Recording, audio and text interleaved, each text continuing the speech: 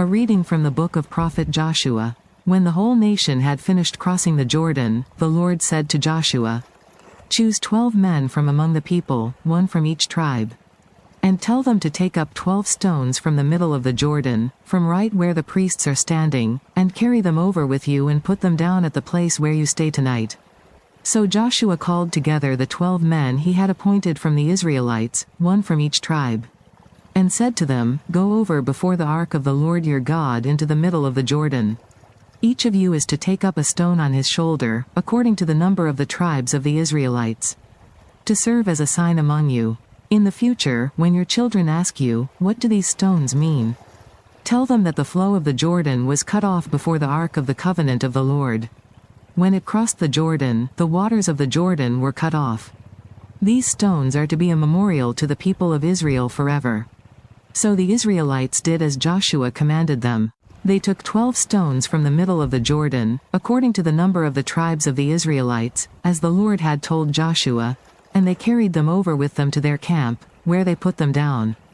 Joshua set up the 12 stones that had been in the middle of the Jordan at the spot where the priests who carried the Ark of the Covenant had stood. And they are there to this day. Now the priests who carried the ark remained standing in the middle of the Jordan until everything the Lord had commanded Joshua was done by the people, just as Moses had directed Joshua. The people hurried over.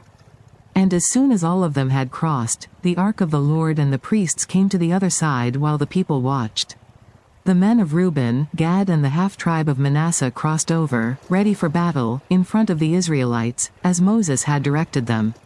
About 40,000 armed for battle crossed over before the Lord to the plains of Jericho for war. That day the Lord exalted Joshua in the sight of all Israel, and they stood in awe of him all the days of his life, just as they had stood in awe of Moses.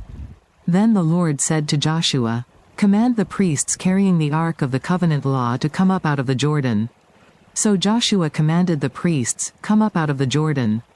And the priests came up out of the river carrying the ark of the covenant of the Lord. No sooner had they set their feet on the dry ground than the waters of the Jordan returned to their place and ran at flood stage as before. On the 10th day of the first month the people went up from the Jordan and camped at Gilgal on the eastern border of Jericho. And Joshua set up at Gilgal the 12 stones they had taken out of the Jordan. He said to the Israelites, "In the future when your descendants ask their parents, 'What do these stones mean?' tell them, Israel crossed the Jordan on dry ground. For the Lord your God dried up the Jordan before you until you had crossed over. The Lord your God did to the Jordan what he had done to the Red Sea when he dried it up before us until we had crossed over. He did this so that all the peoples of the earth might know that the hand of the Lord is powerful and so that you might always fear the Lord your God." The word of the Lord.